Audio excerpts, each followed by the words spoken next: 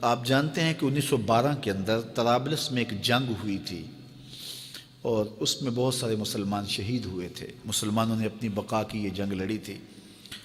تو اب اقبال اس کا حوالہ دے کہ حضور کی بارگاہ میں ایک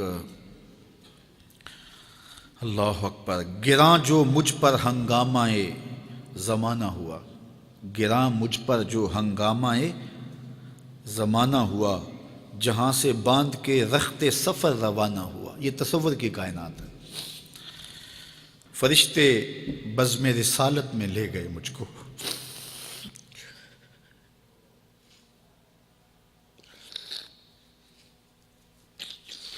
وہ کہتے ہیں کہ میں تصور ہی میں جب اس دنیا کے ہنگاموں سے اکتا گیا تو میں نے رخت سفر باندھ لیا۔ اب شام و سحر کے سفر میں میرے پاس سواری کوئی نہیں ہے اور جاؤں تو کدھر جاؤں، لیکن دنیا سے اکتا کے سامان سفر باندھ کے اپنے دل اور روح، اعلیٰ حضرت نے کہا تھا نا، جان و دل ہوش و خرد سب تو مدینے پہنچے، تم نہیں چلتے رضا سارا تو سامان گیا۔ تو اقبال نے بھی سارا سامان باندھ لیا، تو پھر سواری کیا آئی؟ فرشتے بزم رسالت میں لے گئے مجھ کو۔ یہ تصور کی دنیا ہے اور اقبال کا ایک اپنا جہان تھا۔ حضور آیا رحمت میں لے گئے مجھ کو، کہا حضور نے اے اندلیب باغ حجاز،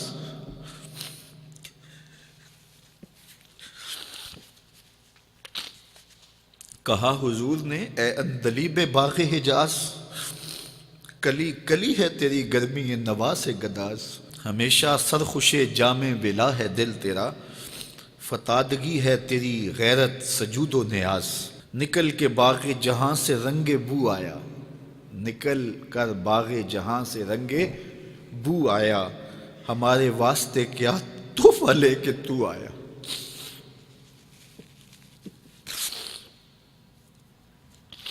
کہتے ہیں کہ حضور نے مجھے کہا کہ باغ حجاز کے بلبل تیری نوا سے کلی کلی پگھل رہی ہے، تو ایسے باغ سے نکل آیا جس طرح پھول سے خوشبو نکل کے آتی ہے، تو بتا میرے لیے تو تحفہ کیا لے کر آئے؟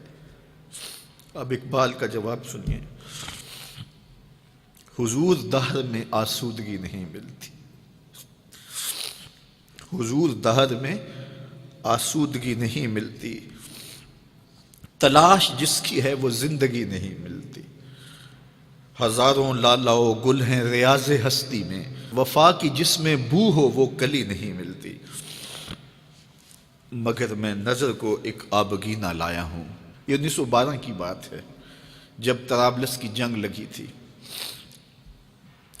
مگر میں نظر کو ایک آبگینہ لایا ہوں، جو چیز اس میں ہے جنت میں بھی نہیں ملتی، جھلکتی ہے تیری امت کی آبرو اس میں، طرابلس کے شہیدوں کا ہے لہو اس میں۔ اگر اس دور میں اقبال ہوتا اس کا کلیجہ پھٹ جاتا۔ یہ تو طرابلس کے شہیدوں کا لہو لے کر کے گیا تھا اقبال اس زمانے میں، اب برما کے شہیدوں کا لہو بھی لے کے جاتا۔ اللہ اس شخص کی قبر پہ کروڑوں رحمتوں کا نزول کرے اور امت کو پوری دنیا کے اوپر وحدت نصیب فرمائے۔ یہ امت علم کی، عمل کی راہوں سے گزر کے اپنی منزل کی طرف گامزن ہو اور وحدت کے حقیقی اجالے اس امت کو نصیب ہوں،